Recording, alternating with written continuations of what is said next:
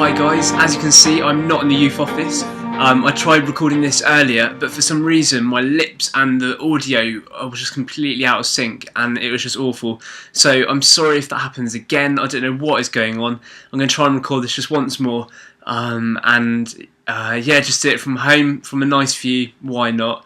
Just a couple of notes to start off with. When I was at church, I had the actual sheet to show you, but we now have flyers for the Deeper Impact weekend away.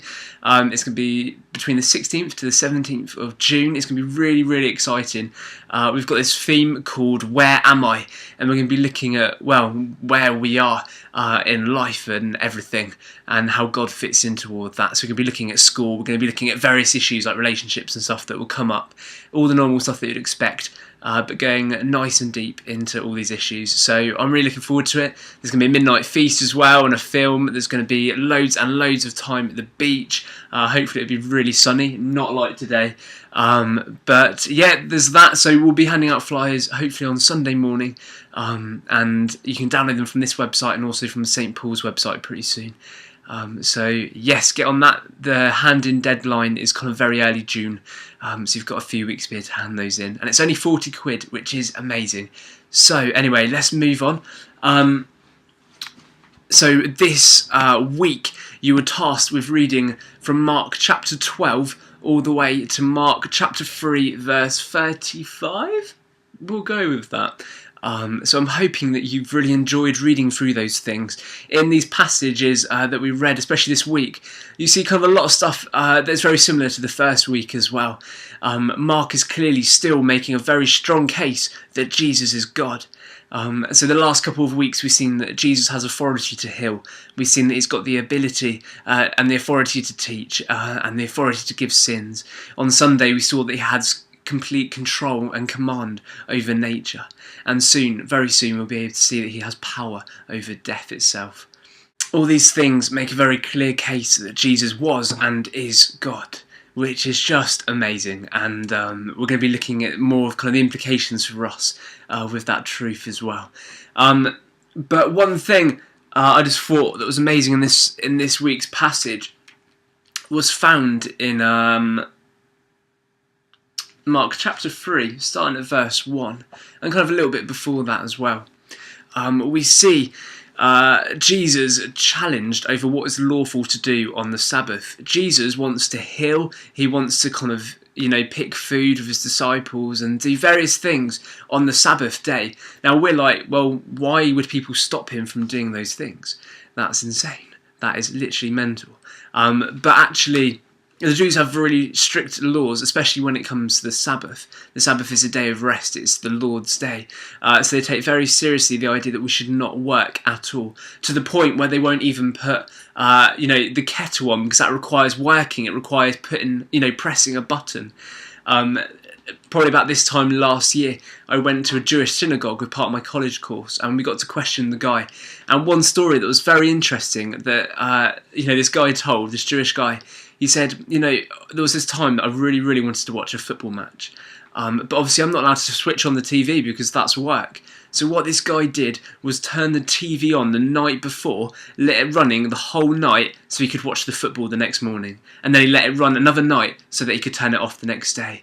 I was just like, this is absolutely ridiculous. But it's a really strict thing for them that they have that day completely set apart, that it's completely the Lord's day.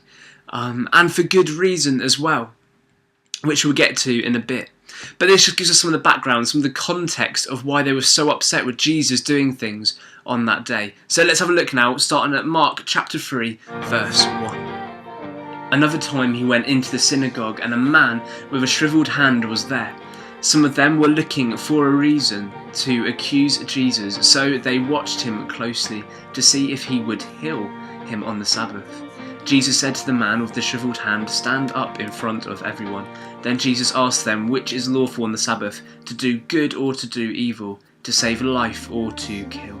But they remained silent. He looked around at them in anger and, deeply distressed at their stubborn hearts, said to the man, "Stretch out your hand." He stretched it out, and his hand was completely restored.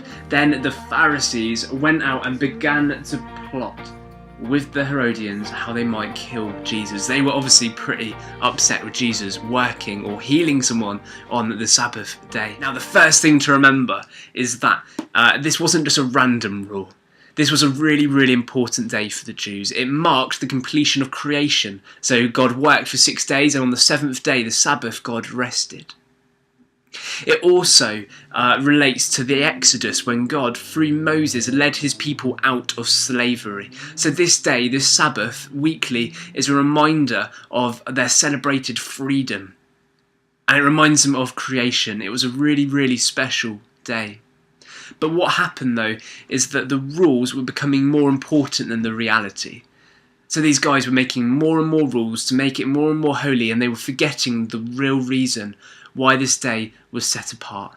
And we see in verse 27 that Jesus says this day was for humans to rest, to have a day with their Saviour and their Lord, to remember their special relationship with God. It's not about loads and loads of rules, it's about the relationship with God and a reminder of what he has done for them. It is a good day for good things.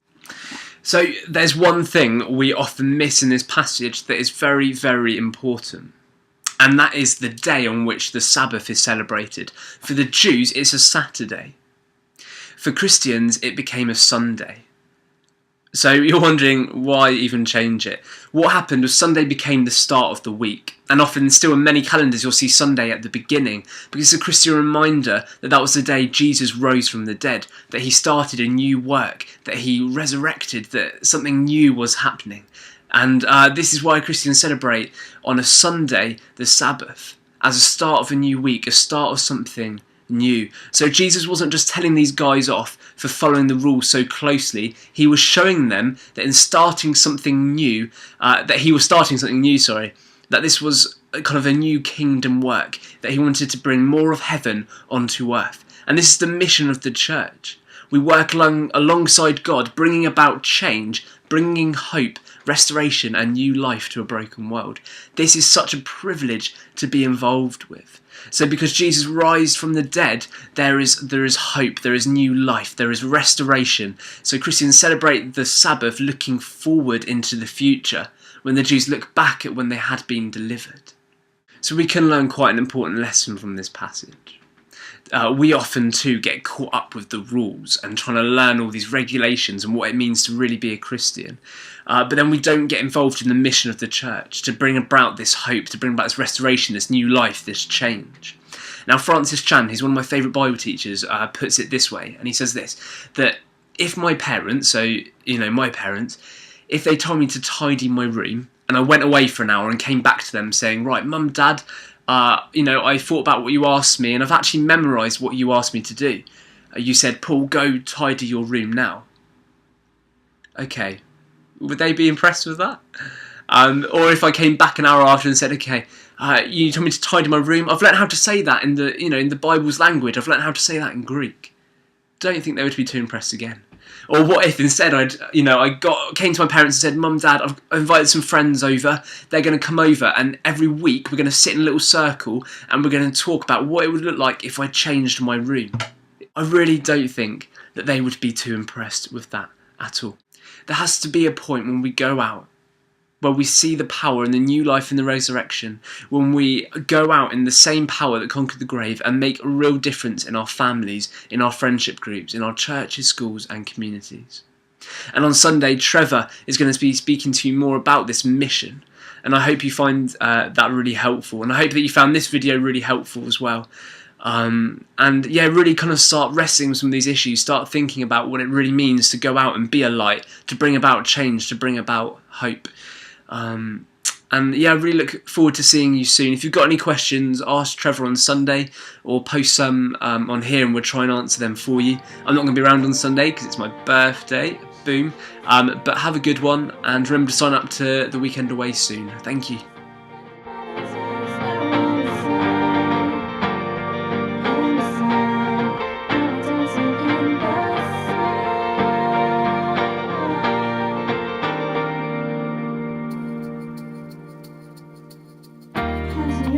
Nothing else matters. We stay looking up at the stars way above our head. We step back, trying to slow down the world in a rush.